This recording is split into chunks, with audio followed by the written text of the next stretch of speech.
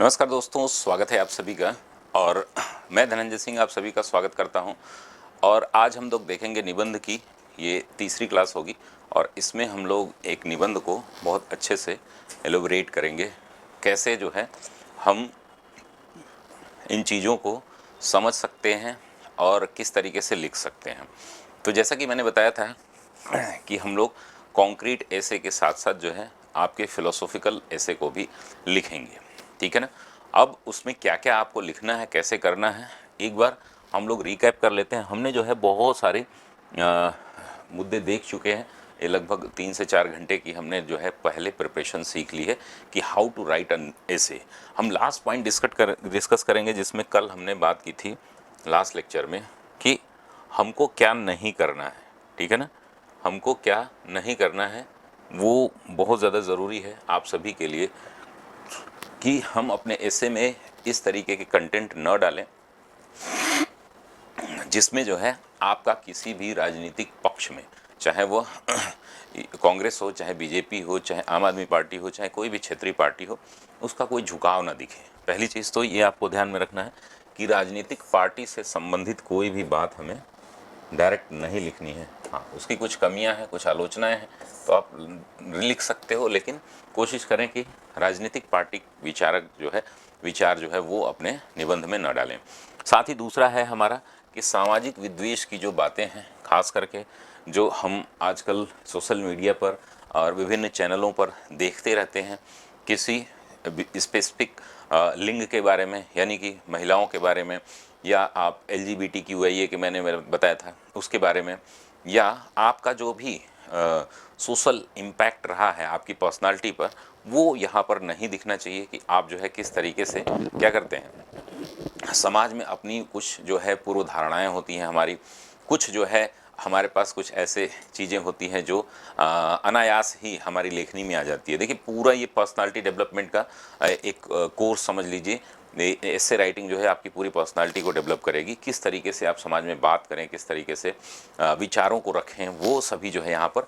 तो सामाजिक विद्वेष, चाहे वो दलित के बारे में हो, चाहे सवर्ण के बारे में हो, चाहे वो महिला के बारे में हो, चाहे वो किसी स्पेसिफिक क्षेत्र, राज्य, रीजन के बारे में हो, वो आपको नहीं दिखना चाहिए, आपकी लेखनी में बिल्कुल नहीं दिखना चाहिए।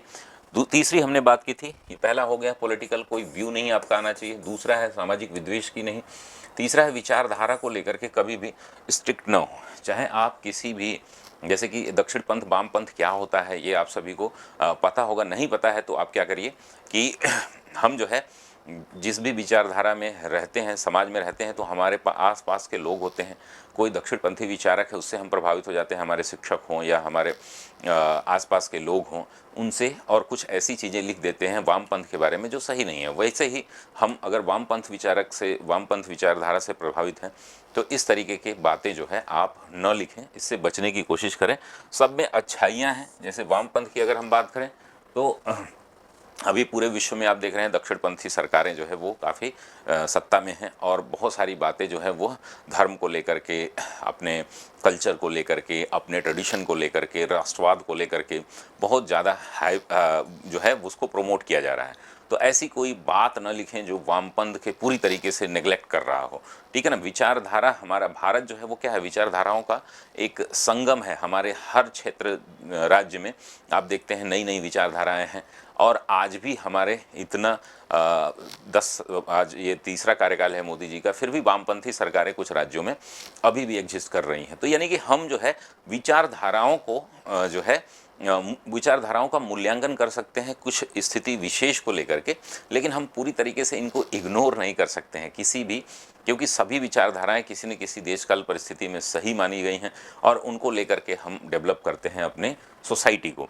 तो ये तीसरा है। चौथा है सरकार की विरोध में किसी भी प्रकार का कोई भी स्टेटमेंट, कोटेशन जो आप सोशल मीडिया पे, न्यूज़ चैनलों पे देखते रहते हैं कि सरकार ये है, सरकार निकम्मी है, सब बर्बाद हो गया है, कुछ हो ही नहीं रहा भारत में महंगाई बढ़ रही है, बेरोजगारी बढ़ रही है, इस तरीके के स्टेटमेंट बिल्कुल भी यूज़ नहीं करने हैं आपको सरकार की जो प्रगतिशील विचार हैं, प्रगतिशील योजनाएं हैं, उनके लिए आप एक आलोचनात्मक बातें कर सकते हैं, लेकिन उसके विरोध में कभी भी आपको नहीं लिखना है।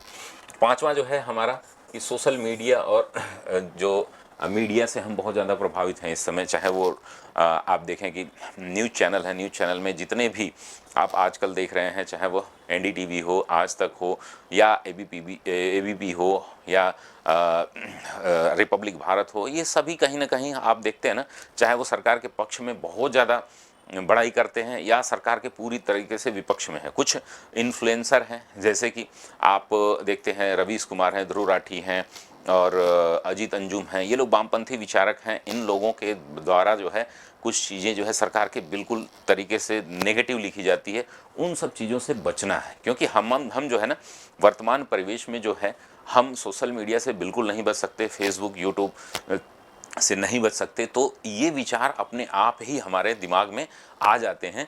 सरकार के विरोध में बहुत सारी चीज़ें ऐसी आती हैं, एक लाइन आपका पूरा ऐसे ख़राब कर सकती है, तो इससे बिल्कुल बचें। हाँ, आलोचनात्मक मूल्यांकन करें, उनसे कुछ आलोचनात्मक बिंदु ले लें, चाहे रवीश कुमार हों, चाहे ध्रुव राठी हों, या अन्य लोग जो भी आपके लगते हैं कि वामपंथी विचारक हैं, अजीत अंजुम हैं, अभिसार शर्मा हैं, इन लोगों से जो है ना कुछ चीज़ें आप पॉइंट आउट कर सकते हो। लेकिन अब ऐसे ही सरकार के जो पक्ष में बोलने वाले लोग हैं, चाहे सुशांत सिन्हा हो, चाहे आप जो है इनके रिपब्लिक भारत के जो डायरेक्टर हैं वो हों, या अन्य लोग हैं, श्वेता सिंह हैं, ये लोग जो क्या है कि सरकार के पक्ष में बहुत ज़्यादा कुछ बोलते हैं। कुछ लोग विपक्ष में बोल रहे हैं, कुछ लोग पक्ष में बोल रहे हैं। तो पक्ष विपक्ष को हमें देखना होगा, समझना होगा, और कुछ ऐसी बातें नहीं लिख देनी होंगी जो कि हमारे पूरे ऐसे को स्पॉयल कर दे। तो ये आपको ध्यान है, धार्मिक विरोध से बिल्कुल बचना है। किसी भी प्रकार का धार्मिक जो है ना वार्तालाप आप किसी भी धर्म के बारे में, चाहे वो देखिए, भारत जो है सभी धर्मों का संगम है। आप सभी को पता है कि भारत में जितने धर्म एग्जिस्ट करते हैं पूरी दुनिया में कहीं भी एग्जिस्ट नहीं करते। तो हम जो है सर्वधर्म समभाव के बारे में सोचेंगे, ना कि किसी धर्म विशेष की हम चाहे आलोचना करें। धार्मिक आधार पर आलोचना जो है, उनकी जो कमियां हैं वो उसको उजागर न करके उनकी अच्छाइयों को हम कोशिश करें इसमें लिखें, जिससे कि हमारा जो है ये बड़ा ही परिपक्व इससे होगा। अब मैंने बताया था कि थर्ड जेंडर के बारे में भी अगर आप बात करते हैं तो थर्ड जेंडर के जो है भावनाओं को भी समझें। बहुत सारी ऐसी चीज़ें हैं जो हमारे दिमाग में उनके लिए नेगेटिविटी क्रिएट करती है, उससे भी बचने का प्रयास करें। नेगेटिव किसी भी स्पेशल जाति, धर्म, वर्ग, किसी भी संप्रदाय के बारे में आपको नहीं होना है, ये आपको ध्यान रखना है। चलिए, हम लोग आज एक निबंध लेखन शुरू करते हैं, जिसमें हम बात करेंगे किस पे, कि मनुष्य के आवश्यकताओं की पूर्ति की जा सकती है और लालच की नहीं। ठीक है ना, ये हमारा निबंध का टॉपिक है।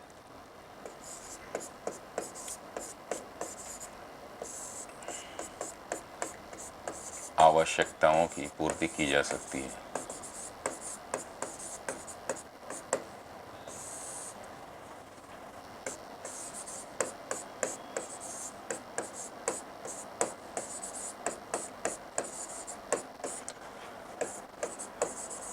सकती है, लालच की नहीं।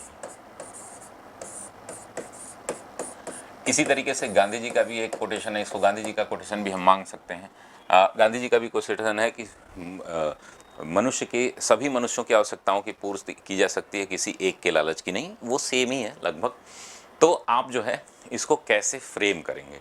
पहला काम होता क्या है कि जब भी हम निबंध लिखें तो उसमें हमें फोकस करना है कि इसकी फ्रेमिंग हमारे पास जो है ना बहुत ही कॉन्क्रीट होनी चाहिए। तो हम लोग यहाँ पर 10 से 15 मिनट जो है, क्या कोशिश करिए कि 5 से 10 मिनट आप जो है ना निबंध की फ्रेमिंग पर दीजिए एग्ज़ाम हॉल में। आपके पास 3 घंटे हैं, ठीक है ना। तो अगर आप 5 से 7 मिनट, 10 मिनट जो भी है, क्योंकि इससे क्या होता है कि हमें अपने निबंध को लेकर के एक नई दशा और दिशा मिल जाती है, जिसके कारण जो है हम जो है उसमें क्या कर सकते हैं, अपना इनपुट दे सकते हैं।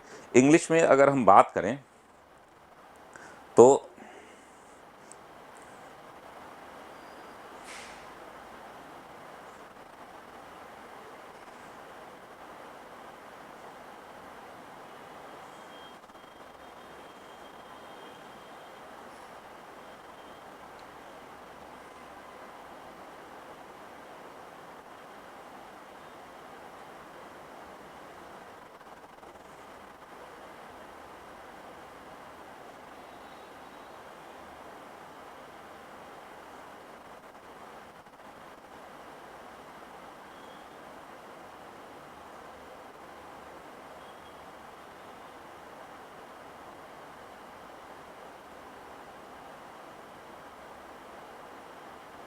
मनुष्य की आवश्यकता की पूर्ति की जा सकती है, लालच की नहीं। ठीक है ना।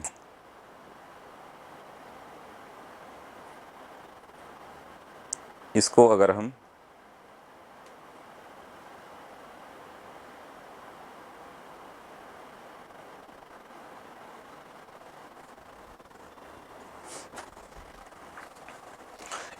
अगर इंग्लिश में लिखें, man's need can be fulfilled but not greed. Need can B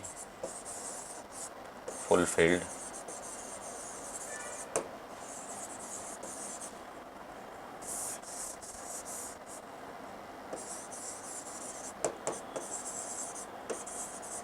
but not greed. इस पर जो है हमें ऐसे लिखना है।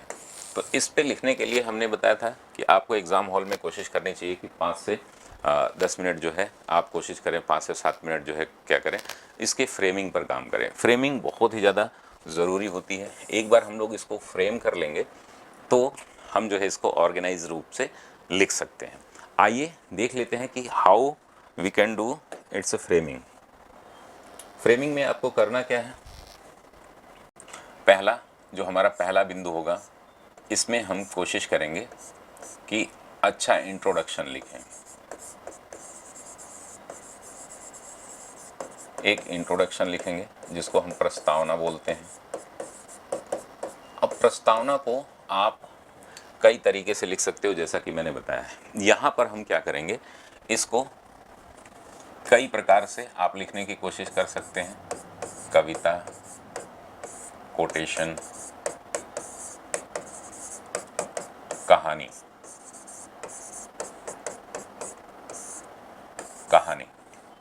अब इसको आप जो है जैसा कि मैंने क्लास में आपको लिखवाया है कि आप जो है कोशिश कर सकते हैं। इस कहानी को मैं पूरा लिखूंगा नहीं, आपको मैं बता देता हूं कि कैसे आप लिखने का प्रयास करिए। जैसे कि मान लीजिए अंग्रेज भारत आए, ठीक है ना। तो वास्को डी गामा जब भारत आता है तो वो जो है जमोरिन से मिलता है। आप जो है कालीकट तट पर जो है केरल के, वो आता है और वो जो है भारत के लोगों से इंटरेक्ट करता है। भारत के इंटरेक्ट करने को लेकर के वो आता है, भारत में कुछ दिन रहता है, फिर जब वापस जाता है तो वह जो है ना यहाँ से क्या लेकर के जाता है, काली मिर्च, कुछ मसाले लेकर के जाता है, जिसको वह यूरोप में काफ़ी बड़े दामों पर, यानी कि लगभग 60 गुना माना जाता है कि दाम पर वो सेल करता है। और उसके बाद यूरोपीय भारत आते हैं। तो यूरोपियों के लिए जो है हम देखेंगे, ईस्ट इंडिया कंपनी का आप उदाहरण लिख सकते हैं कि ईस्ट इंडिया कंपनी भारत आई थी व्यापार के पर्पज़ से, लेकिन यहाँ पर व्यापार में भी उसने क्या किया, लालच पैदा किया। लालच पैदा किया तो भारत के ट्रेड को कंट्रोल करने लगे। ट्रेड को कंट्रोल करते करते जो है ईस्ट इंडिया कंपनी, माना जाता है कि जब रॉबर्ट क्लाइव जो है वापस गया था तो उसके पास इतनी संपत्ति थी कि वहाँ के जो बड़े बड़े राजनेता थे, बड़े बड़े जो मंत्री थे, उनके पास भी उतनी संपत्ति नहीं। वो एक क्लर्क के रूप में आया था और यहाँ ईस्ट इंडिया कंपनी का जो है जनरल बना। अब इसके आधार पर आप मूल्यांकन कर सकते हैं कि ये कहानी आप दिखाएंगे। उसके बाद अंग्रेज़ों की लालच और बढ़ी। ईस्ट इंडिया कंपनी को उन्होंने एकाधिकार दिया। 1600 में आप देखते हैं जब एकाधिकार दिया, उसके बाद ये कंपनी जो है अपने मनमाने तरीके से ट्रेड को कंट्रोल करती थी और उसकी लालच दिन ब दिन बढ़ती गई। वहाँ से घूस लेना, लोगों से गिफ्ट लेना। आप देखेंगे प्लासी के युद्ध में, बक्सर के युद्ध में जो है बहुत सारे ऐसी चीज़ें देखी गई कि एक पक्ष से लड़ करके दूसरे पक्ष को हराना, दूसरे पक्ष से लड़ करके, और पूरे भारत में जाल अंग्रेज़ों ने फैलाना। 1773 का रेगुलेटिंग एक्ट जो है वो क्यों बनाया गया था, वह ईस्ट इंडिया कंपनी इतने ज़्यादा अधिकारी कर्मचारी इतने करप्ट हो चुके थे कि उनको कंट्रोल करने के लिए क्या किया गया, हमने जो है वहाँ की संसद ने इतना ज़्यादा करप्शन हो गया कि वहाँ के संसद ने उसको रेगुलेट करने के लिए 1773 का रेगुलेटिंग एक्ट बनाया। रेगुलेटिंग एक्ट बनाने के बाद भी बहुत सारी चीज़ें वहाँ नहीं संभली। अभी भी वहाँ पर करप्शन का दौर बहुत तेज़ी से रहा और उसके आगे जो है विभिन्न एक्ट आते रहे, लेकिन वो कंपनी को रेगुलेट करने के लिए आते थे, लेकिन कंपनी के कर्मचारी अधिकारी लगातार जो है भारत का शोषण करते रहे। अब इन शोषण के आधार पर कई सारे ऐसे ड्रेन ऑफ वेल्थ थ्योरी जो दादा भाई नौरोजी ने दिया था, उन्होंने ड्रेन ऑफ वेल्थ थ्योरी, वहाँ एक जॉन सुलिमन का कोटेशन है, आप लिख सकते हैं कि भारतीय परिप्रेक्ष्य में, भारतीय परिवेश में ईस्ट इंडिया कंपनी एक ऐसे स्पंज के समान थी, ठीक है ना। यानी कि भारतीय शासन में ईस्ट इंडिया कंपनी एक ऐसे स्पंज के समान थी जो भारत मतलब गंगा किनारे जितनी बहुमूल्य धातुएं थी उसको सोखती थी और टेम्स किनारे निचोड़ देती थी। ये कोटेशन से भी आप शुरुआत कर सकते हैं। मतलब एक्सप्लॉयटेशन, लालच का कोई भी सीमा नहीं है। यहाँ के दस्तकारी को ख़त्म कर देना, यहाँ की जो है जब इंडस्ट्रियल रिवोल्यूशन वहाँ पर होता है ब्रिटेन में, तो वहाँ के जो तैयार माल भारत की बाज़ारों को पाट देना, यहाँ से कच्चे माल को लूट खसोट बिना पैसे दिए लेकर के वापस चले जाना, यानी कि विन विन सिचुएशन में वो थे और भारत का इतना एक्सप्लॉयटेशन कर दिया कि भारत जो सोने की चिड़िया कही जाती थी 40-50 साल पहले, उसको जो है पूरी तरीके से बर्बाद और गरीब देश के रूप में अंग्रेज़ों ने अभी देखेंगे आप तो 1900 के आसपास ही इन्होंने पूरी तरीके से बर्बाद किया कर दिया। तो ये एक कहानी आप ईस्ट इंडिया कंपनी की कहानी से अपनी उसकी शुरुआत कर सकते हैं। तो मैं आपको कहूँगा कि ईस्ट इंडिया कंपनी की लालच की कहानी,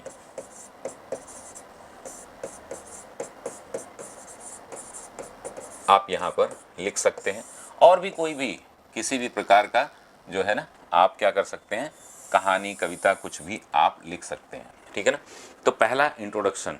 अब यहाँ से फ्रेम करने का हमारा मकसद ये होता है कि हम अपने जितने भी शब्द हैं, यानी कि हमें 1200 के आसपास शब्द लिखने हैं, 1200, 150 ऊपर हो जाएं तो दिक्कत नहीं है, लेकिन लगभग 1100 से कम आपको नहीं लिखने हैं। आपको जब ये सारी चीज़ें देखने को मिलेंगी तो आप जब फ्रेम कर लेते हो तो आप डिसाइड कर लेते हो कि इंट्रो हमारा 1 या 2 पेज का होना चाहिए। ये फिर उसके बाद मुख्य भाग होता है। मुख्य भाग में हम कितने आयाम बना रहे हैं, जैसा कि मैंने बताया था कि आप 15 मैक्सिमम आयाम बना सकते हैं, ठीक है ना।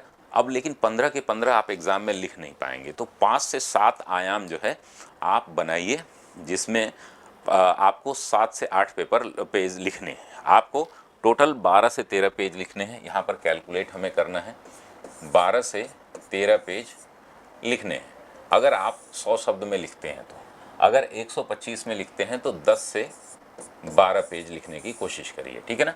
2 आपके मानक होते हैं, कुछ लोग 125 शब्द लिखते हैं एक पेज में, कुछ लोग 120-25 भी लिखते हैं, तो वो आप 1-2 पेज का ऊपर नीचे कर सकते हैं। जिसमें हम क्या करेंगे, अब हम इंट्रोडक्शन अपना मान लेते हैं कि 2 पेज में हो गया, ठीक है ना। आगे बढ़ते हैं, अब इसके हम आयाम विकसित करेंगे। तो हमारे पास जो है, अब हमारे पास मान लीजिए हम 12 पेज में लिखते हैं, तो हमारे पास अब 10 पेज बचे हुए हैं। 10 पेज के लिए हमें जो है, आपको कम से कम, हम कंक्लूज़न कर लेते हैं 1 पेज में या 1.5 पेज में, यानी कि हमारे पास अभी भी 8 पेज 9 पेज बचे हुए हैं, जिसमें हम कोशिश करेंगे कि 8 डायमेंशन को समाहित करें। यानी कि जो हमने आपको दिए थे 15 डायमेंशन, उसमें से बहुत सारे ऐसे डायमेंशन हैं जो इसमें फिट नहीं होंगे, उनको आप छोड़ सकते हैं, और कुछ जो है ज़रूरी हैं। जैसे अब इतिहास हमें क्या सिखाता है। अब यहाँ से हमने एक बढ़िया ईस्ट इंडिया कंपनी की मतलब उसकी आवश्यकता क्या थी, व्यापारिक आवश्यकताएं थी, लेकिन उसकी लालच ने क्या किया, भारत में एक ऐसे शासन, एक ऐसे शोषण युक्त शासन, साम्राज्यवादी शासन का विकास किया, जिसमें जो है उसकी पूर्ति कभी नहीं हुई। भारत के लोग उसके विरोध में आए और भारत अंततः आज़ाद हुआ। लेकिन इसी अंग्रेज़ों की, ईस्ट इंडिया कंपनी की लालच ने अंग्रेज़ों की लालच को इतना बढ़ा दिया कि वो जो है हमारे सभी क्षेत्रों में क्या हुआ, समस्या क्रिएट किया है। चाहे वो सामाजिक क्षेत्र हो, हमारे सामाजिक ताने बाने को तोड़ा इन्होंने, चाहे वह आर्थिक क्षेत्र हो, हमारे ड्रेन ऑफ वेल्थ थ्योरी, ये सारा आप लिखेंगे लास्ट में। सामाजिक, आर्थिक, राजनीतिक अस्थिरता पैदा कर दी भारत में, जिसमें कोई एक संगठन, कोई एक धर्म, धार्मिक अस्थिरता पैदा कर दी इन्होंने, विभिन्न धर्मों को मोटिवेट करके उनको जो है 1909 के अधिनियम में हमने देखा कि बांटो और राज करो की नीति इन्होंने डाल दी। हमारी जो है अंतर्राष्ट्रीय संबंधों को बहुत बुरी तरीके से प्रभावित कर दिया। हमारे आसपास के जो देश से उनसे संबंध हमारे खराब हुए। हमने जो है विश्व युद्ध में भी पार्टिसिपेट किया अंग्रेज़ों की तरफ से, जिससे कि हमारे अन्य देशों से संबंध खराब हुए। तो हमारे सभी पक्षों में, चाहे वह सामाजिक हो, चाहे धार्मिक हो, चाहे राजनीतिक हो, चाहे अंतर्राष्ट्रीय संबंध हो, चाहे हम भौगोलिक स्थिति हमारी पूरी तरीके से तहस नहस इन्होंने कर दी। भौगोलिक स्थिति का तहस नहस कैसे करना, तो इन्होंने हमें भारत और पाकिस्तान दो देशों में बांट दिया। फिर हमारी जो है जो हमारी संस्कृति है उसका बहुत बड़े स्तर पर ह्रास किया इन्होंने। हमारी जो है नैतिक मूल्य जो हमारे सोसाइटी में थे, ज़मीनों को खरीद फरोख्त न करना, किसान जो हमारे बहुत समृद्ध हुआ करते थे उनको पूरी तरीके से, तो हमारा एग्रीकल्चर बर्बाद किया, हमारा दस्तकारी बर्बाद किया, हमारा जो है जोग्राफिकल लोकेशन जो हमारी इतनी अच्छी थी, हमारा जो भारत पाकिस्तान अगर एक देश होते अभी तो क्या आगे की हमारी जो है और भी हम विकसित होते। तो ये सारी हमारा भूगोल इतिहास से लेकर के सब कुछ इन्होंने क्या कर दिया, तहस नहस कर दिया। तो इसी प्रकार से मनुष्य का लालच जो है वह क्या करता है, बस ये इतना लिख करके आप आगे बढ़ेंगे, कहेंगे कि मनुष्य का लालच जो है वो क्या क्या नहीं करा सकता, ठीक है ना। तो हम उसको विभिन्न पक्षों में देखेंगे। इसी प्रकार अगर हम पूरे इतिहास पर गौर करें तो मनुष्य की आवश्यकताओं ने आविष्कार करना सिखाया, यानी कि हम ऐतिहासिक पक्ष इसका देखेंगे, लालच का ऐतिहासिक पक्ष। मैं यहाँ पर सिर्फ आपको फ्रेम करना बता रहा हूँ और इसका पूरा जो है निबंध आप लिखने की कोशिश करेंगे अपने आधार पर, जिसमें तथ्य और उसके प्रो कॉन्स और साथ ही कुछ कंक्लूजन मतलब सलूशन भी हम यहाँ पर देंगे। ऐतिहासिक पक्ष में अगर हम बात करें तो मनुष्य के लालच ने हमारे पूरे इतिहास को युद्ध से भर दिया, चाहे वो अंग्रेज हों। हाँ, हमारी आवश्यकताएं जो थी वो क्या थी, हम अपने संसाधनों का सदुपयोग करते, उसका उपयोग करते, लेकिन अंग्रेज़ों की लालच ने लगभग 50 से 60 ऐसे देश हैं जिन पर साम्राज्यवादी नीति, तो यहाँ पर हम लिखेंगे आवश्यकता, इतिहास में आवश्यकता, ये सभी में हम लिखेंगे आवश्यकता हमें क्या थी, हमारी लालच क्या थी, लालच ने हमें क्या दिया, और फिर लास्ट में हम देखेंगे कि इसका जो है परिणाम या समाधान क्या होना चाहिए, ठीक है ना। तो हम इस तरीके से इतिहास में जाएंगे। इतिहास में हमने क्या किया, जब एक दो देश दूसरे देश से क्या संपर्क में आए, तो हम लोगों को, जैसे कि सिंधु घाटी सभ्यता की अगर हम बात करें तो मेसोपोटामिया से हमारे अच्छे संबंध हुआ करते थे, तो हमारी जो कई मुहरें जो है वहाँ पाई गई हैं, हमारे जो कल्चर है वहाँ कहीं पाए गए हैं। तो हमने जो देखा कि ये कोऑपरेशन जो होना चाहिए, यह क्या होना चाहिए, एक देश से दूसरे देश के बीच जो है क्या होना चाहिए, सहयोग की जो भावना होनी चाहिए, उस सहयोग की भावना को न करके हमने क्या किया, युद्ध किए। युद्ध कौन कौन से, तो कुछ ग्लोबल वार ही आप लिखेंगे क्योंकि हमारे पास उतना समय रहता नहीं है। तो इतिहास में हमने युद्ध देखे। अगर हम युद्धों की बात कर रहे हैं तो वर्ल्ड वॉर फर्स्ट हमने देखा, किसके लिए, मनुष्य के लालच ने ही, संसाधनों पर कब्जा करने के लिए, साम्राज्यवादी एक्सपेंशन करने के लिए हमने क्या किया, एक देश से दूसरे देश के बीच युद्ध हुए और वह जो है एक गुट में बदल गए, ठीक है ना। तो वो दो गुट जो बने विश्व युद्ध में, वो प्रथम विश्व युद्ध और द्वितीय विश्व युद्ध के रूप में हमने देखने को मिले। इन द्वितीय विश्व युद्धों का परिणाम क्या निकला, मनुष्य द्वारा जो है संहार किया गया, लाखों की संख्या में लोग जो है मौत के घाट उतार दिए गए। हमारी जो बहुत बड़े संसाधन थे जो मानवीय विकास में हो सकते थे, उनका दुरुपयोग किया गया, चाहे वो एरोप्लेन हो, चाहे वो बारूद हो, गोला हो, चाहे वो किसी भी प्रकार के वैज्ञानिक विकास हैं, उनका सदुपयोग करके न करके हमने क्या किया, दुरुपयोग किया, और जिसका परिणाम क्या है, विध्वंस, जिसका परिणाम क्या है, नरसंहार, जिसका परिणाम आप देखते हैं जीनोसाइड के रूप में देखने को मिलता है। लेकिन अब ये आपने बताया कि हमें इतिहास में हमने क्या देखा कि जब हमें ज़रूरत थी एक दूसरे से कोऑपरेशन की तो हमने युद्ध किए। युद्ध का परिणाम क्या निकला, युद्ध का परिणाम जो है वही निकला जो प्रकृति को नहीं चाहिए, यानी कि नरसंहार, जीनोसाइड, विभिन्न प्रकार के क्या है मतभेद, बहुत सारे पोल्यूशन और प्रकृति को लेकर के सबको हमने तहस नहस किया। लेकिन उसके बाद जो है हमारा क्या बनता है, यूनाइटेड नेशन बनता है, जिससे हम क्या करते हैं, आज जो है किसी भी प्रकार का अगर युद्ध हो रहा है तो लोगों के बीच कोऑपरेशन का काम करता है। ठीक है ना। तो जब भी हम एक पेज लिखेंगे तो इस पेज में हम लिखेंगे कि भारत ही नहीं पूरे विश्व के इतिहास से हमें क्या सीख मिलती है, हमें क्या करना चाहिए था, मनुष्य की आवश्यकता क्या थी कि अगर हम ग्लोबल हो रहे हैं, यानी कि हम एक देश से दूसरे देश के बीच अगर आवागमन कर रहे हैं, मिलजुल रहे हैं, तो हमें कोऑपरेट करके विश्व के विकास की बात करनी चाहिए।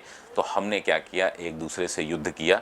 किसके लिए, मनुष्य की लालच ने उसको युद्ध की ओर धकेल दिया, और युद्ध का परिणाम क्या निकला, नरसंहार निकला, विध्वंस निकला, और आज तक मनुष्य मानवीय जाति जो है उसका परिणाम भोग रही है। और उसका सलूशन क्या हो सकता है कि हमारे पास ऐसे संगठन क्या पहले नहीं हो सकते थे, तो यह इतना लालच ने इतना पैदा कर लिया, जिसके समाधान के रूप में हमने यूनाइटेड नेशन को देखा। तो यह हमारा ऐतिहासिक पक्ष हो गया। एक पेज यहाँ पर आप जो है एक पेज क्या करेंगे, इसको लिखेंगे। ठीक है ना। ऐसे ही अगर हम भौगोलिक क्षेत्र में देखें, भौगोलिक जो है संसाधनों को देखें, भौगोलिक रूप में देखें, तो भौगोलिक रूप में आपको बहुत सारी चीज़ें दिखेंगी। जैसे हम बात करें भौगोलिक परिप्रेक्ष्य में,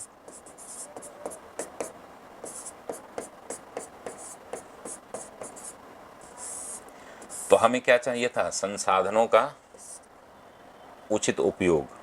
ठीक है ना। हमें क्या चाहिए था, भौगोलिक में संसाधनों का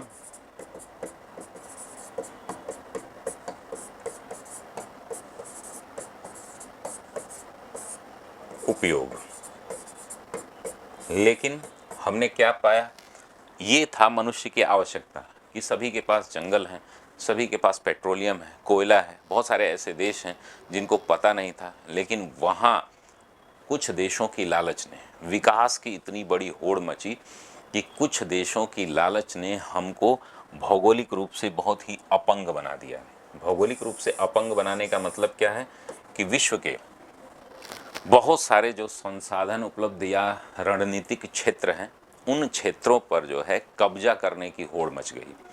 तो हमने क्या किया, संसाधनों पर कब्जा करने के लिए हमने क्या किया, विभिन्न देशों के जो आंतरिक मुद्दे हैं, जोग्राफिकल पॉइंट ऑफ व्यू से अगर हम बात करें, जोग्राफिकल पॉइंट ऑफ व्यू से हम बात करें, तो हमने क्या किया, हमें ज़रूरत थी संसाधन यानी कि जंगल, उसका उपयोग करना और जंगलों को बढ़ाना। लेकिन हमने क्या किया, इसमें जो है हमने औद्योगिक क्रांति कर ली। हमने क्या किया, संसाधनों का दुरुपयोग करना सीखा। मनुष्य के लालच ने क्या किया, पेट्रोलियम का जमावड़ा। बहुत सारे ऐसे देश हैं, पेट्रोलियम पर कब्जा करने के लिए बहुत सारे युद्ध लड़े गए। आपने देखा कि इराक का युद्ध था जो अमेरिका ने लड़ा। फिर अफ़गानिस्तान का जो सिविल वार था वो उसी की वजह से था। और अगर आप देखते हैं कि अन्य देशों पर, जो कि अफ्रीका में अन्य जगहों पर संसाधनों के कब्जे के लिए हमने क्या कर लिया, पूरी संसाधनों का अतिशय उपयोग, यानी कि हमने क्या किया, संसाधनों का अतिशय उपयोग किया।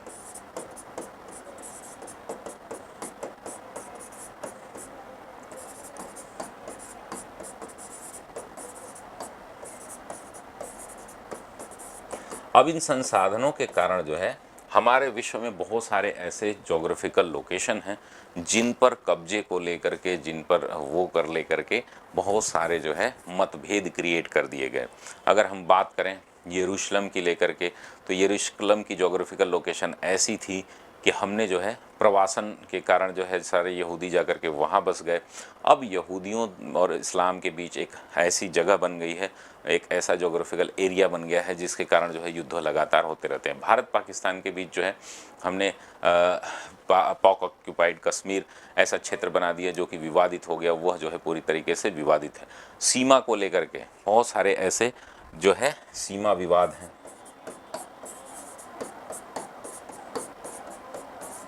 सीमा विवाद हमने पैदा किए, जैसे यूएसए और उदाहरण भी आप दे देंगे, यूएसए और मैक्सिको का विवाद है, आप देखेंगे कनाडा यूएसए का विवाद है, भारत पाकिस्तान का विवाद है, और भी ऐसे देश हैं जिनकी भी है, उत्तर कोरिया दक्षिण कोरिया का विवाद है, जापान और रूस का विवाद है।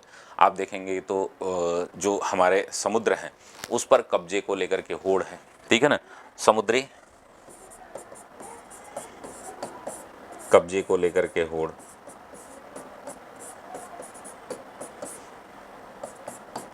तो ज्योग्राफी में बहुत सारी, इसमें पर्यावरण भी आपको आ जाएगा, ये सारी चीज़ें आ जाएंगी। लेकिन इसका समाधान क्या किया हमने, क्या किया, कोयला अतिशय जलाया जिससे पॉल्यूशन निकला, ठीक ना। इसका परिणाम क्या निकला, इसका परिणाम जो है, हमने औद्योगिक क्रांति में क्रांति तो कर ली, लेकिन उससे क्या हुआ, मैक्सिमम जो है कचरा हमारे, मतलब कि गैसेस जो है जिसका वो उत्पादन किया हमने, तो आज जो है हम देखते हैं ग्रीन हाउस गैसेस का उपयोग हमने ज़्यादा कर दिया, मतलब उत्पादन कर दिया, जिससे कि ओजोन होल हुई। तो एक वैश्विक समस्याओं यानी कि प्रदूषण का हमने बहुत तेज़ी से प्रसार किया, मानवीय विद्वेष हमने फैलाया।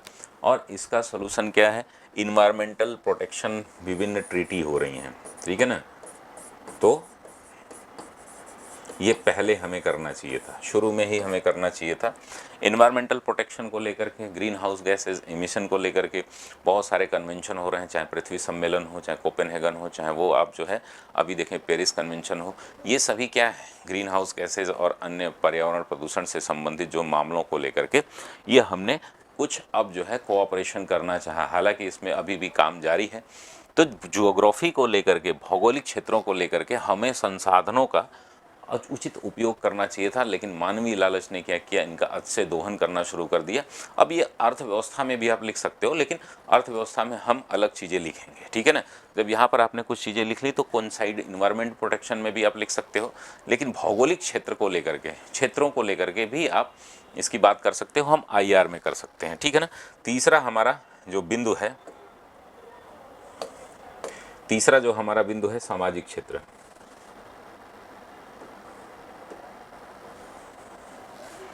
ठीक है ना। अब एक पेज आप जो है इसको, एक पेज इस पे दोगे आप, ठीक है ना। इस तरीके से हम पेज काउंट करते रहेंगे और लगभग अभी हमारा कितना पेज हुआ, 2 3 4 पेज, ठीक है ना। इस पे आपने लिख दिया, लेकिन सभी को लास्ट में आप 2 से 3 लाइन जो है क्या है, सॉल्यूशन अवश्य देंगे। सॉल्यूशन किस परिप्रेक्ष्य में हमें देना ज़रूरी होता है। अब कुछ लोग बोलते हैं कि आप जो है एक साथ समस्या लिखिए, बाद में एक साथ सॉल्यूशन दे देंगे, तो वो थोड़ा क्या होता है कि हम कुछ सॉल्यूशन भूल जाते हैं। इसलिए जिस पेज में आप समस्या बता रहे हैं, उसका मुद्दा बता रहे हैं, समस्या बता रहे हैं, उसका सॉल्यूशन भी आप वहीं पर दे दीजिए। तो तीसरा जो है हमारा पॉइंट वो क्या है, सामाजिक क्षेत्र।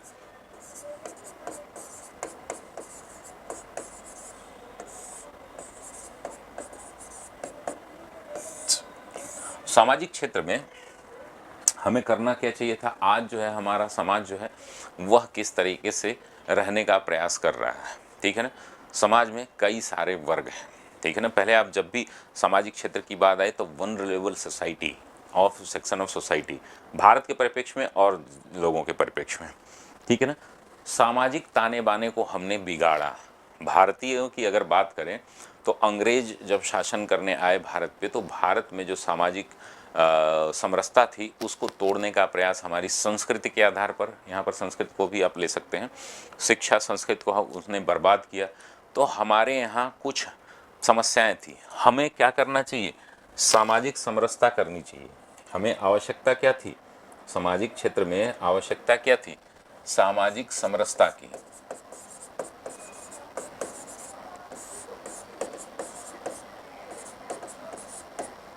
सभी वर्गों के उत्थान की।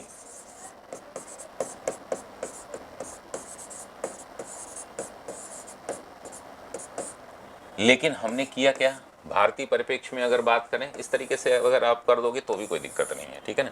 इस तरीके से आप फ्रेमिंग करते समय ये आवश्यकता ये थी हमारी, क्या, सामाजिक समरसता की, सभी वर्गों के उत्थान की। लेकिन हमने क्या किया, महिलाओं की स्थिति बदतर होती गई,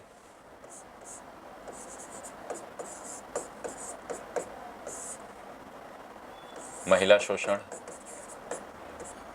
मनुष्य के लालच ने क्या किया, पुरुषों का वर्चस्व था, चूँकि पुरुष शक्तिशाली है इसलिए महिलाओं के शोषण को बढ़ावा मिला। महिलाएं जो हमारे आदिकाल में आप देखते हैं जो विदुषियाँ हुआ करती थी, वो वर्तमान काल में जो हम बनाने का प्रयास कर रहे हैं उसका हमने पूरा ताना बाना तोड़ दिया, और महिलाओं की स्थिति जो है एक गृहिणी से ज़्यादा और एक शोषणकारी वस्तु के आधार ज़्यादा नहीं रही। दलितों की समस्या बढ़ी, समस्या को हमने बढ़ा दिया। जो गरीब वर्ग तबका था उसका इतना हमने शोषण किया कि वो जो है आज तक उबर नहीं पा रहा है। हम जनजातीय क्षेत्रों में जनजातियों का हमने शोषण किया, ठीक है ना। तो जो हमारा गरीब गुरबा वर्ग था उसको हमने और भी गरीब बना दिया। सिर्फ किस लिए? मनुष्य की लालच ने। लोग जो है अपने पूंजीवाद और अन्य क्षेत्रों में क्या करते रहे, आगे बढ़ते रहे, और जो गरीब वर्ग है उसके लिए यानी कि समाजवाद की जो आवश्यकता थी उसको यहाँ पर पूरा नहीं किया गया। अब ये समस्या जब हुई तो आज हम जो है संविधान के माध्यम से इनको क्या कर रहे हैं, ठीक है ना, आज जो है हम क्या कर रहे हैं, इनको आरक्षण दे रहे हैं, ठीक है ना। इनको जो है विभिन्न योजनाओं के माध्यम से हम क्या कर रहे हैं, योजनाएं लिखी है, ठीक है ना। आरक्षण के माध्यम से हम क्या कर रहे हैं, महिलाओं को आरक्षण दे रहे हैं, चाहे उसको नारी शक्ति वंदन अधिनियम दीजिए। हम सरकारी नौकरियों में सबको आरक्षण है, चाहे वो महिला हो, चाहे वो दलित हो, चाहे वो SC ST हो, चाहे वो दिव्यांग हो, सभी को हमने क्या किया, जो है सशक्त करना चाहिए, हमें उनका उत्थान की सोचना चाहिए। लेकिन हमने क्या किया, इनका शोषण किया। इसका उदाहरण दे दीजिए आप। आज भी हम देखते हैं कि भारत में जो वर्किंग वर्ग है, जो वर्किंग क्लास है, उसमें महिलाओं का रिप्रेजेंटेशन कितना है, सरकारी नौकरियों में महिलाओं का रिप्रेजेंटेशन कितना है, दलितों का रिप्रेजेंटेशन कितना है, ये आंकड़े दे करके भी इसको आप दे सकते हैं। आरक्षण जो है सभी सरकारी क्षेत्र हो या अन्य किसी क्षेत्र में जो है हमने क्या किया है, इनको विभिन्न प्रकार की योजनाएं हैं, तो योजनाओं का नाम आप लिख देंगे। नारी शक्ति वंदन अधिनियम जैसे राजनीतिक आरक्षण हो गया इनका संसद में। अब जो है यहाँ पर अगर हम बात करें, विभिन्न स्कीम हैं जिनके माध्यम से हमने क्या किया, वनरेबल सेक्शन ऑफ सोसाइटी को अभी जो है तो इस पे आप एक पेज लिखेंगे। मनुष्य की लालच ने क्या किया, हमारे जो वंचित वर्ग हैं उनको पूरी तरीके से भूल गए, वंचित वर्गों को और भी क्या कर दिया, डिप्राइव कर दिया, और भी दबा दिया। जो कि हमें करना क्या चाहिए था, इनके उत्थान के बारे में हमारी आवश्यकता क्या है कि जो वर्ग हमारा निम्न वर्ग है, जो हमारे वंचित वर्ग है, उसको हमें क्या करना है, उत्थान करना है, उसको जो है हम जो है मुख्य धारा में लाना है। लेकिन हमने उसको और भी दबा दिया। अभी क्या है, हम जो है अगर लालच को छोड़ें तो हमें जो है ये सारी चीज़ें करनी पड़ रही है एज अ रेमेडीज़। तो रेमेडीज़ भी आप ज़रूर लिखेंगे यहाँ पर। अब इसी को हम बात करें, चौथा जो है हमारा चौथा भाग जो है, नहीं 2 3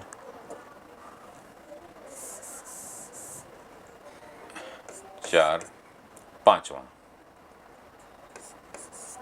पांचवा भाग जो है, अगर हम इसको राजनीतिक क्षेत्र में बात करें तो राजनीतिक क्षेत्र में आवश्यकता क्या थी, जो हमने भारत बनाया था, जो भारत आज़ाद हुआ था, तो भारत आज़ाद भारत की क्या थी कि भारत में राजनीति में क्या होगी, पारदर्शिता होगी, लोग जो है जनोन्मुखी कार्य करेंगे, ठीक है ना। तो राजनीति हमारी कैसी होनी चाहिए थी, जो हमारी आवश्यकता क्या थी, यह जन भागीदारी होनी चाहिए, जन भागीदारी, पारदर्शी, पारदर्शी तो नहीं कह सकते, इसको कह सकते हैं हम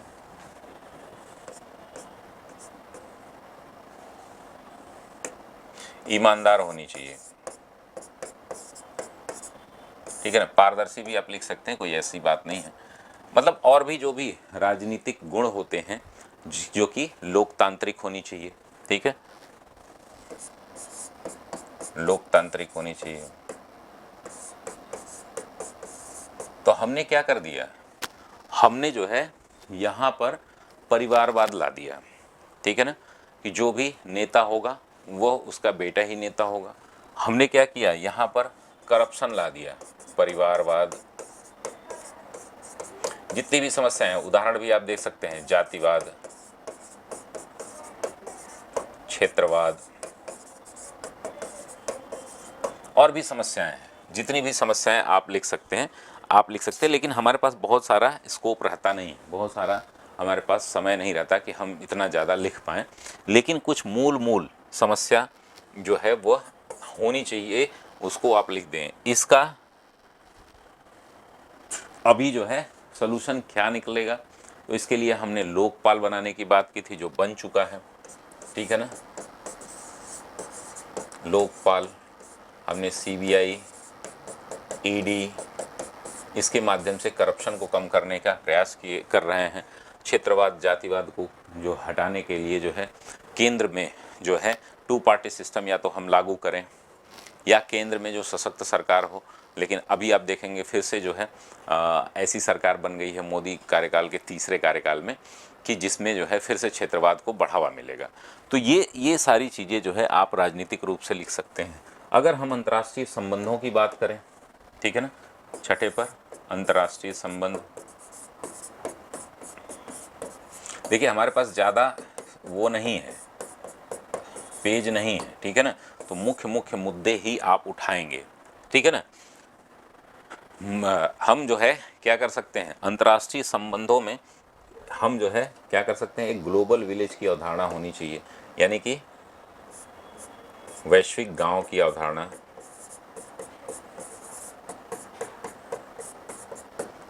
होनी चाहिए थी। लेकिन हमने जो है क्या बना दिया, इसको जो है रणनीतिक जो है एक अड्डा बना दिया। अगर हम बात करें अंतर्राष्ट्रीय संबंधों में, तो हम जो है वैश्विक गांव की जगह जो है बाइपोलर बन गए, द्विध्रुवीय। उदाहरण भी आप देंगे, बाइपोलर हो गए, यानी कि यूएसएसआर एक तरफ खड़ा हो गया, एक तरफ जो है अमेरिका खड़ा हो गया। अब इन दोनों के बीच जो है विभिन्न प्रकार के डायरेक्ट इनडायरेक्ट युद्ध हुए। हमने शीत युद्ध दे दिया,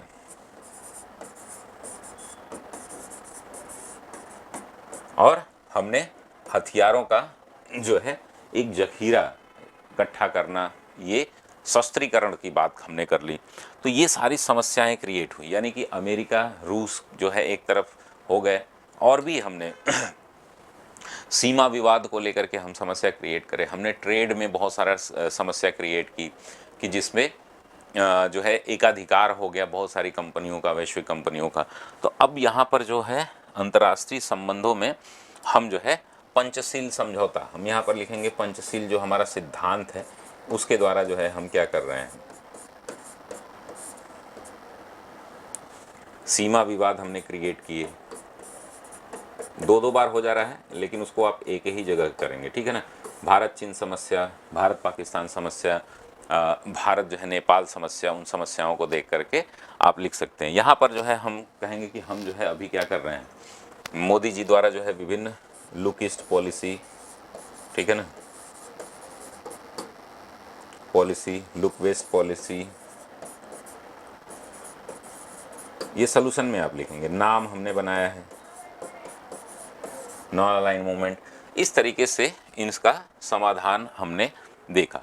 तो हमारे पास जो है अभी कितने पेज बचे हुए हैं, तो यहाँ पर एक पेज ये,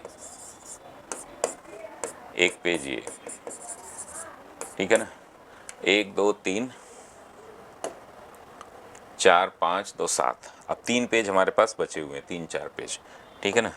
तो आपको क्या करना है,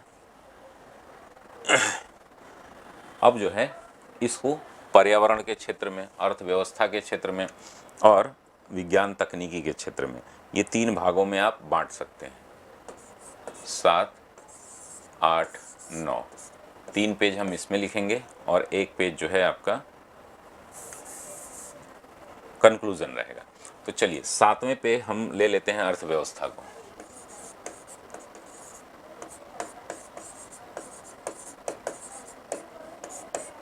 अर्थव्यवस्था हमारी कैसी होनी चाहिए, अर्थव्यवस्था हमारी जो होती है वह सभी को समान अधिकारों की बात करनी चाहिए, यानी कि हमारी जो अर्थव्यवस्था है वह कैसी होनी चाहिए, वह विकसित होनी चाहिए, विकसित अर्थव्यवस्था, अर्थव्यवस्था पर जो है किसका होना चाहिए, तो किस प्रकार की अर्थव्यवस्था हमारी क्या करती है व्यापार के क्षेत्र में। अगर हम बात करें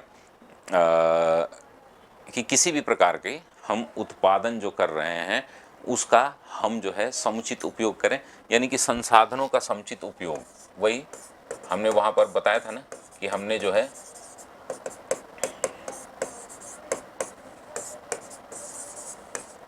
समुचित बंटवारा,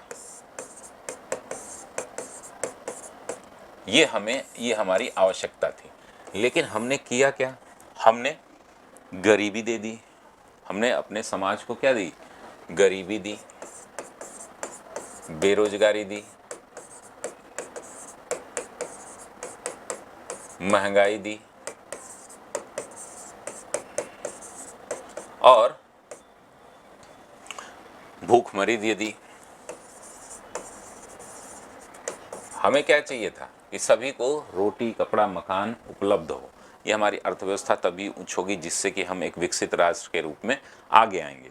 लेकिन अभी तक हमने देखा क्या, तो इसको जो है हटाने के लिए हमने विभिन्न SDG गोल्स रखे हैं, ठीक है ना।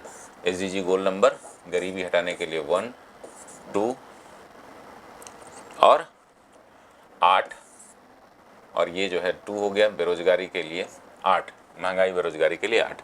SDG गोल्स नंबर इतना जो है हमने तय किया है। ग्लोबल रूप में भारत में विभिन्न योजनाएं चलाई जा रही हैं, किसान सम्मान निधि दी जा रही है, विभिन्न अर्थव्यवस्था में बहुत सारे पहलू हैं। आप इसको कृषि के रूप में लिख सकते हैं।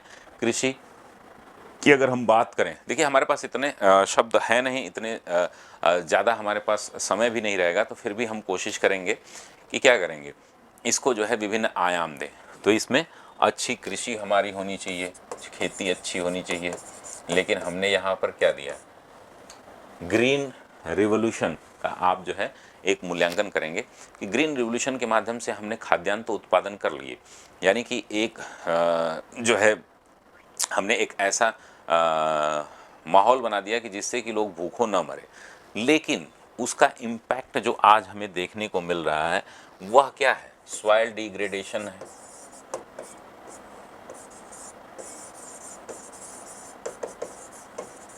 सॉइल डिग्रेडेशन है, हमारा पास बंजर होना, भूमियों का बंजर होना, हमारा जो ग्राउंड वाटर है वो पूरी तरीके से समाप्त हो गया है। भारत में चेन्नई ऐसा शहर हो गया है जो कि उसका पूरी तरीके से ग्राउंड वाटर समाप्त है। तो इस तरीके से हम देखेंगे पंजाब, हरियाणा, पश्चिमी उत्तर प्रदेश में हमने ग्रीन रिवोल्यूशन के नाम पर जो हमने हाइब्रिड फसलें लाई, पेस्टिसाइड, बीडीसाइड और बहुत सारे ऐसे केमिकल्स, फर्टिलाइजर्स जो हमने यूज़ किए, उसका इम्पैक्ट आज हमें देखने को मिल रहा है। तो हमने जो है इसके लिए क्या किया, तो भूमि सुधार, सॉइल हेल्थ कार्ड आदि जो है यहाँ पर आप सोल्यूशन में दे देंगे, ठीक है ना। अर्थव्यवस्था में ही कृषि को भी आप इंक्लूड करेंगे, कृषि बहुत इंपॉर्टेंट पार्ट होता है, इसलिए इसको ज़रूर आपको। अब हमारे पास 8 जो है ना, एक पेज ये हो गया, ठीक है ना। अब 8वां जो है हमारा कोशिश ये रहेगी कि आप जो है पर्यावरण और नैतिकता को एक साथ जोड़ लें, ठीक है ना। अब उससे ज़्यादा हम मुद्दे नहीं लिख पाएंगे क्योंकि 8 पेज ये हो जाएगा, 2 पेज हमारा इंट्रो हो जाएगा और 2 पेज हमारा जो है हो जाएगा कंक्लूज़न, ठीक है ना।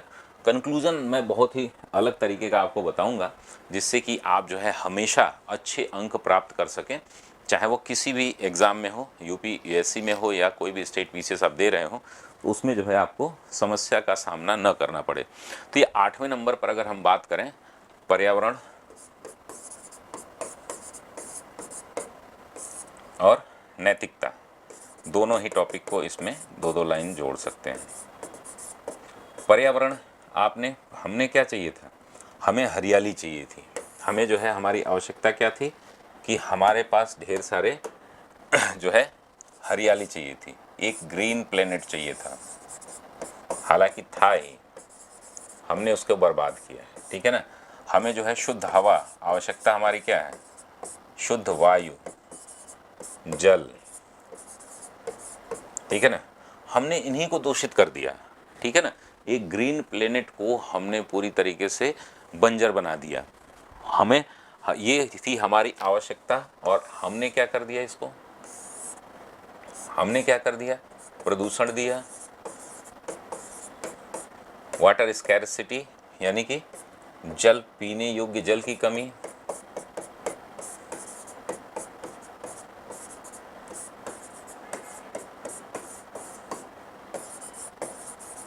शुद्ध वायु नहीं है हमारे पास। हम जो है एक दूसरे के प्रति जो है, हमें नैतिकता की अगर हम बात करें तो एक दूसरे के प्रति हमें क्या करना था, एक दूसरे का सम्मान करना चाहिए।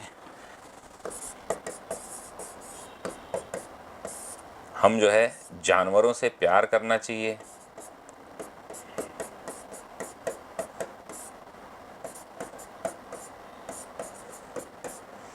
हमें मनुष्य मनुष्य से प्यार होना चाहिए। लेकिन हमने क्या पैदा कर दिया, हमने पैदा कर दिया ऐसी समस्याएं, हम जानवरों को मार करके खाने लगे।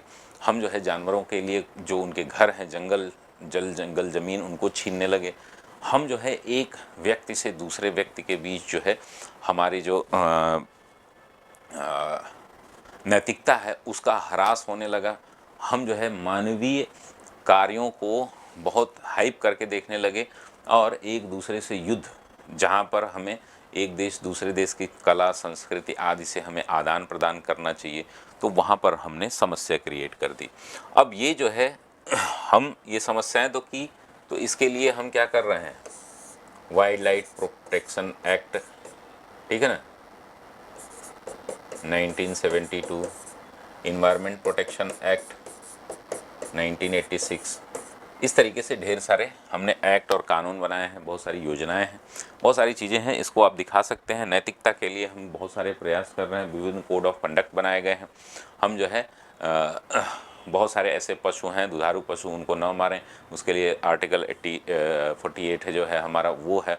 इस तरीके से हम नैतिक अनैतिक होने के लिए, ये हमारा टोटल है। अब जो है हमारा कुल 8 भाग में हमने 15 में से 8 हमने चूज़ किए। आप कुछ और भी चूज़ कर सकते हो, जैसे गवर्नेंस को लेकर के मैंने अभी नहीं बताया। इसमें कुछ शब्द हैं वो आपके शब्द आने चाहिए, जैसे कि जब भी पर्यावरण लिखें तो आप ग्लोबल वार्मिंग, ठीक है ना, ये शब्द ज़रूर प्रयोग करें। ग्लोबल वार्मिंग के साथ साथ जो है आप कोशिश करें कि हम जो है उसका जो सलूशन है उस पर भी फोकस करें। जैसे कि हमारे पास कुछ ट्रीटी हैं, कुछ कॉन्फ्रेंसेस हैं, उनके बारे में हम ज़रूर देखें जो नियत समय में, जैसे अर्थव्यवस्था से अगर बात कर रहे हैं आप, तो G20 का उपयोग ज़रूर करें, जिससे कि G20 अभी भारत में हुई है। G20 द्वारा जो है भारत क्या एक मैसेज दे रहा है पूरी दुनिया को, अगला G20 कहाँ होगा, भारत का इसमें क्या रोल है। ये बहुत सारे ऐसे डेटा हैं कि आप बहुत ज़्यादा चीज़ें कर भी लिख भी नहीं पाओगे, लेकिन हमें कोशिश करनी है कि एक हमें फ्रेम ज़रूर बना लेना है। एक पेज ये, यानी कि हमारे पास जो है कुल 8, 2, 10 पेज हो गए। अब हमें 2 पेज और ढूंढना है। 2 पेज की कोशिश ये करनी है कि हम अपना कंक्लूज़न लिखेंगे, ठीक है ना।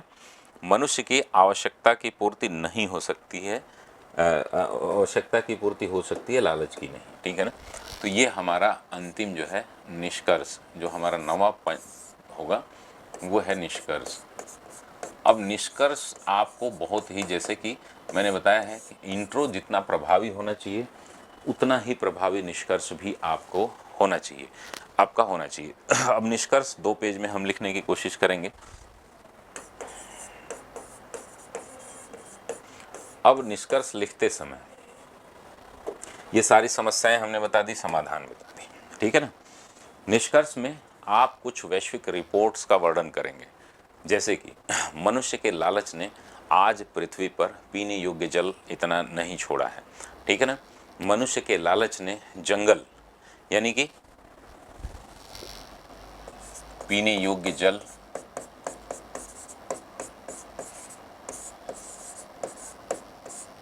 कितना प्रतिशत, ठीक है ना, जंगल, खेती योग्य भूमि,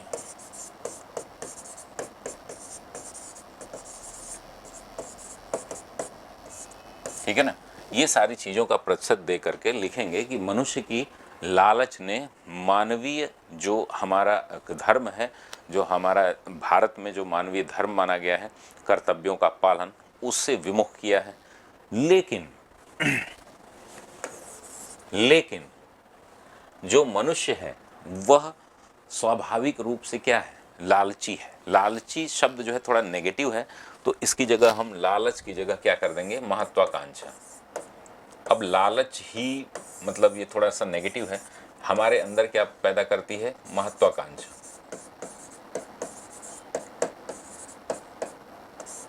एस्पिरेशन। अब एस्पिरेशन जो है हमारे पास नहीं रहेगा तो क्या हम जीवन के किसी भी पक्ष में विकास कर पाएंगे। अगर हम आवश्यकता आविष्कार की जननी होती है, लेकिन आविष्कार तभी किए जाएंगे जो मनुष्य जो है क्या होगा, थोड़ा सा महत्वाकांक्षी होगा। आवश्यकताओं में अगर मनुष्य बंध करके रह जाएगा तो क्या वह विकास की एक श्रेणी में आगे बढ़ सकता है। तो हमें लिखना है कि मनुष्य को लालची न होकर होना चाहिए। आवश्यकता तो ठीक है, आवश्यकता की पूर्ति जो है हम कर लेंगे, लेकिन क्या उन आवश्यकताओं की पूर्ति में ही अगर हम बने रहेंगे तो हम क्या आगे सोच पाएंगे। अगर मनुष्य महत्वाकांक्षी नहीं होगा, महत्वाकांक्षा में छोटा थोड़ा बहुत लालच छुपा रहता है मनुष्य की महत्वाकांक्षा, तो वो क्या कॉम्पिटिटिव हो पाएगा, प्रतियोगिता रहेगी। अगर हम आवश्यकता में ही रह गए तो प्रतियोगिता पैदा होगी। इसके लिए हम क्या कहेंगे, स्पोर्ट्समैनशिप पैदा होगी।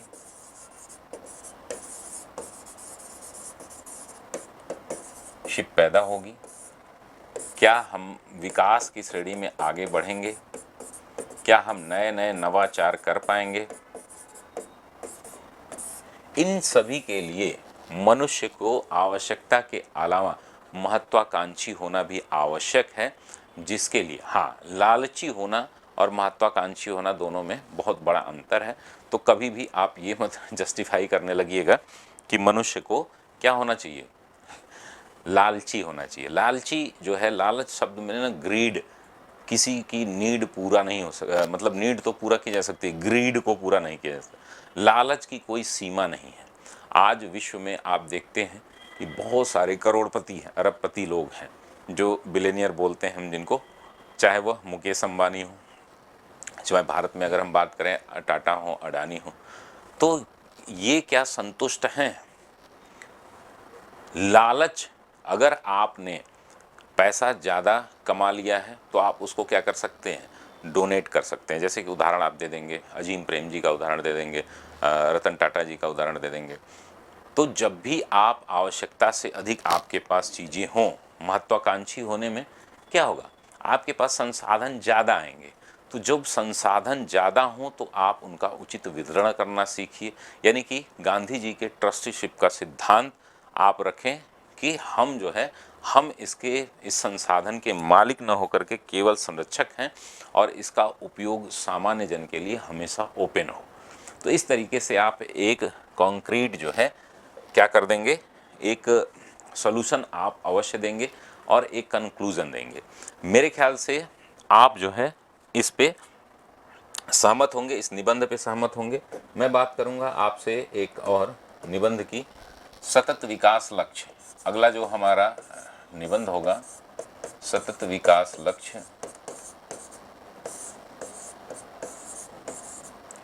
और भारत,